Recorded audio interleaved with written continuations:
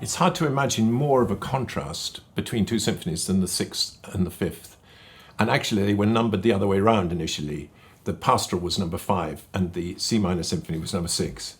And they were first performed together in the same concert in 1808. And one wonders what Beethoven is really trying to do here, because the Pastoral seems in a different world, to emerge from somewhere totally different in his brain, in his psyche, in his imagination. And I think if one tries to get one's head around the idea that they are, in a way, two different sides of the same coin, one can avoid seeing the Sixth Symphony, the Pastoral Symphony, as a mimesis of nature at play or in action, as it were. Because I think it's very much more. I think it has just as much import, as much significance, but in a totally different way, as the Fifth Symphony does.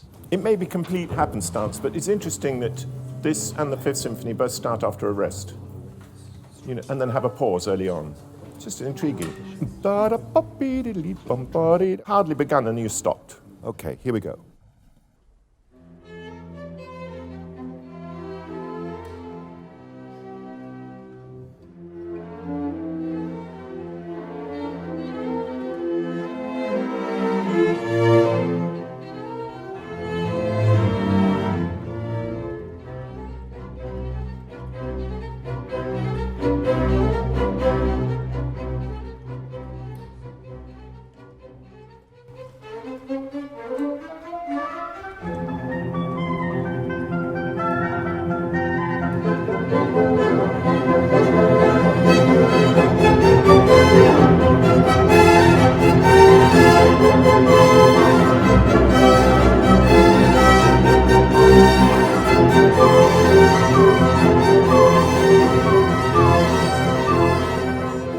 The Pastoral Symphony represents the side of Beethoven that wants to get away from urban, intellectual, oppressive Vienna and to get where he feels freest himself and where he's happiest. In other words, in those wonderful, beautiful wooded villages that surround Vienna, places like Heiligenstadt, where he obviously communed in a very deep way with the environment and with the people there. He gives the titles of different movements of this, and it's a much more kind of rural community at play.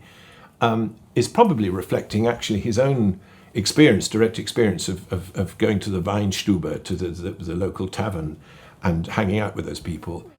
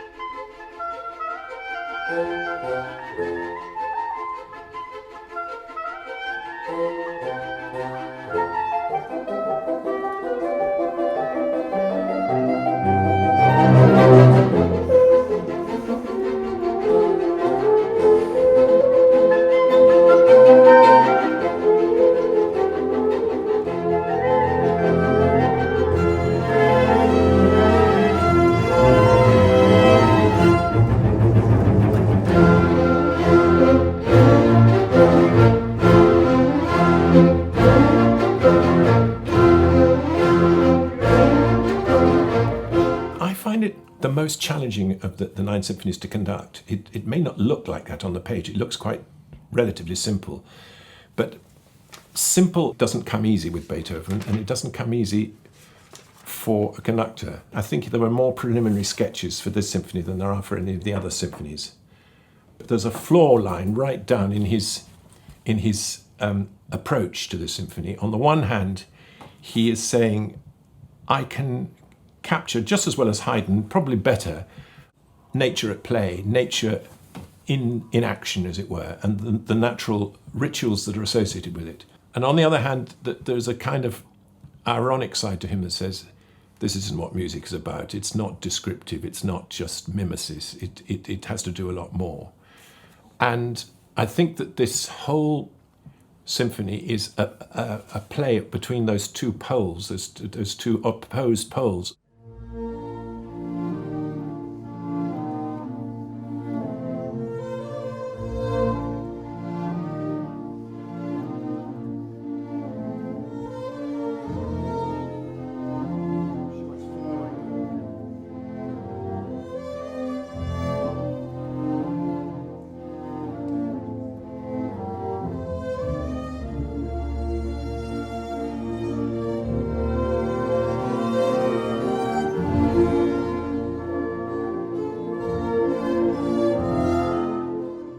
I mean, the painter that I keep coming back to as Beethoven's near contemporary is Goya, the Spanish painter, because he too went deaf. He died in the same year, 1827, and he too, in his own way, catalogued the times and the tribulations of the day.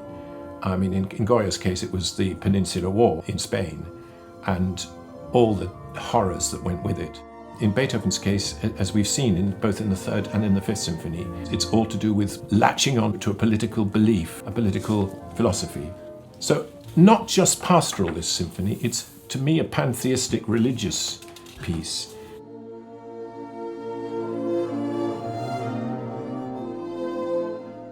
It seems to be a conventional four-movement symphony. Actually, it's not. The first two movements are relatively conventional. The first movement with its euphoria and ebullience, and the second movement with its gentle evocation of a babbling brook, so different from that huge stream we heard in the Second Symphony.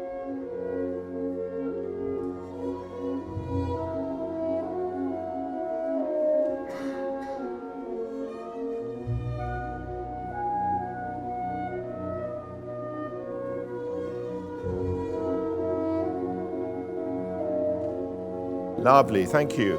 But then, when he gets into the third movement, the scherzo, he is now, as it were, letting nature take hold, because it's not a conventional scherzo with a trio at all. In the middle of the whole movement, there's a thunderstorm. He doesn't stop the music and start again, any more than thunder suddenly stops. And the thunderstorm itself is right up there with Haydn's evocation of thunder in the Seasons, his great oratorio, but with even more graphic intent.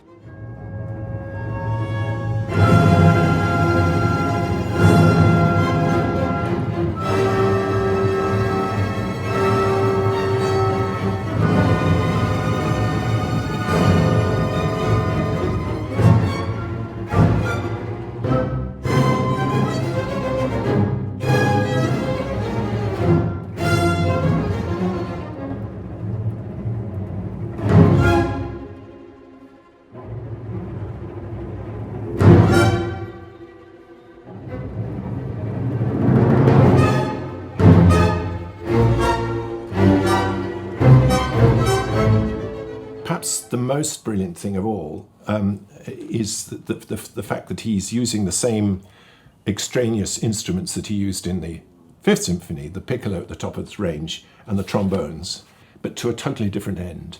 It's not a political statement. And then that leads without a break into the finale, labelled a shepherd's song, but is surely very, very personal hymn of praise and thanks for the only relief that he knows in his life, to stop the pains of unrequited love, social isolation, acute deafness, and a sense of futility of his whole life, other than this one huge vocation that he's hanging on to.